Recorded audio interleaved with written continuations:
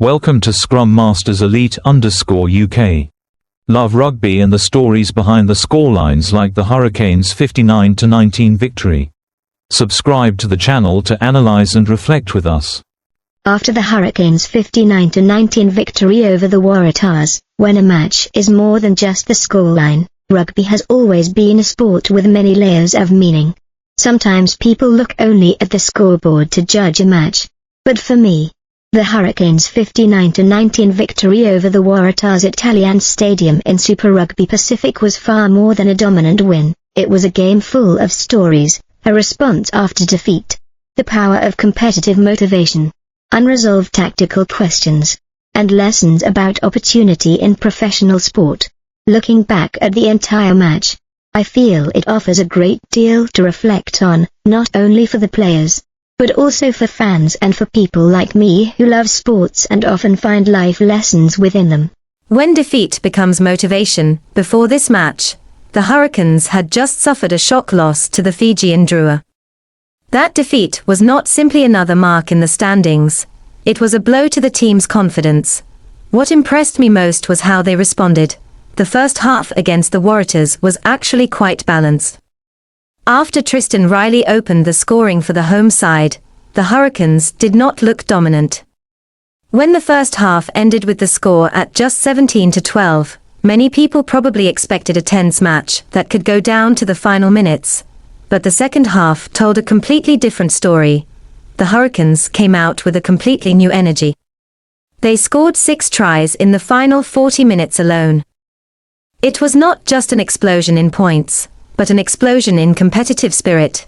Billy Proctor's hat-trick was a perfect example of that intensity. There were also key contributions from Erinari, by Lynn Sullivan, and Joan Rover. From my perspective, this is a clear reminder that in sports, the most important thing is not whether you fail, but how you respond to failure.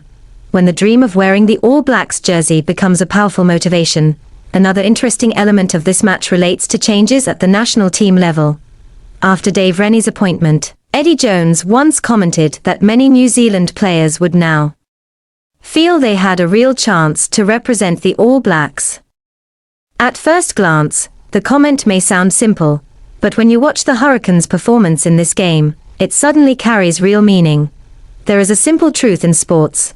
When opportunity appears, human motivation can change dramatically. In this match, not only established stars like Geordie Barrett and Cam Roigard played well, but lesser-mentioned players such as Devon Flanders, Callum Harkin, and Josh Morby also showed a strong desire to prove themselves.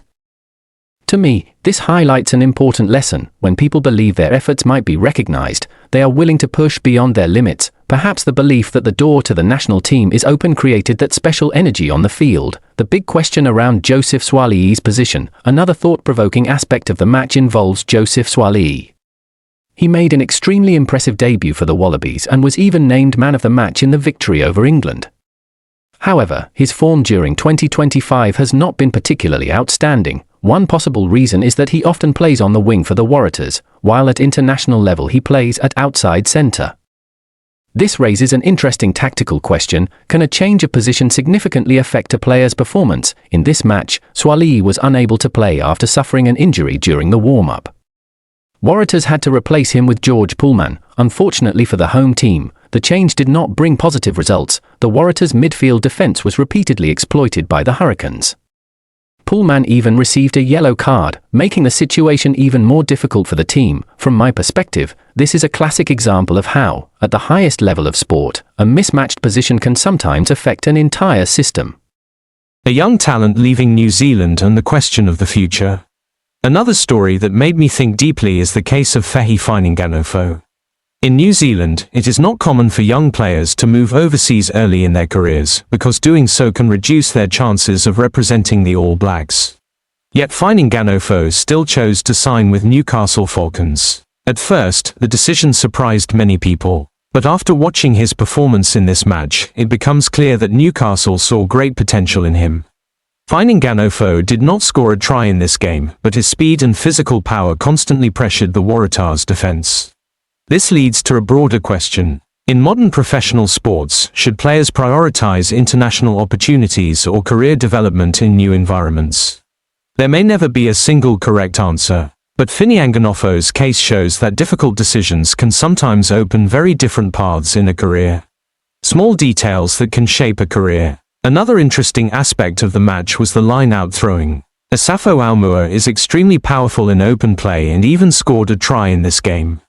However, his line-out throwing still showed weaknesses. Interestingly, when Jacob Devery came on as a replacement, the Hurricanes' efficiency in set pieces improved significantly.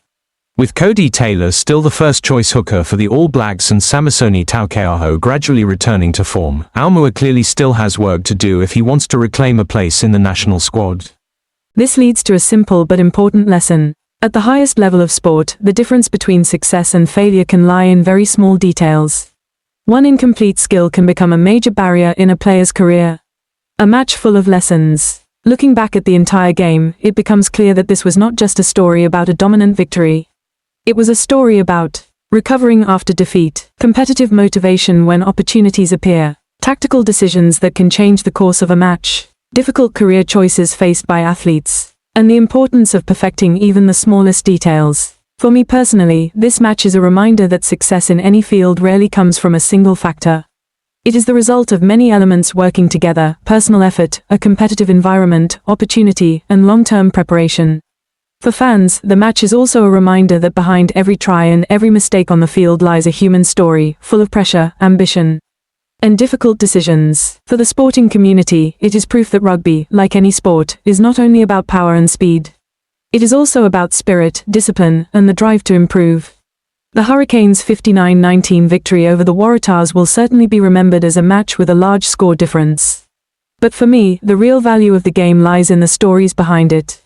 Stories about opportunity, effort, mistakes, and ambition. And perhaps that is what makes sport so special. It does not only give us numbers, it gives us lessons about people and about life.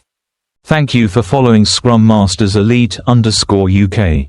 The Hurricanes' 59-19 win was not just a scoreline, but a lesson about ambition and opportunity. Don't forget to subscribe and join us on this journey.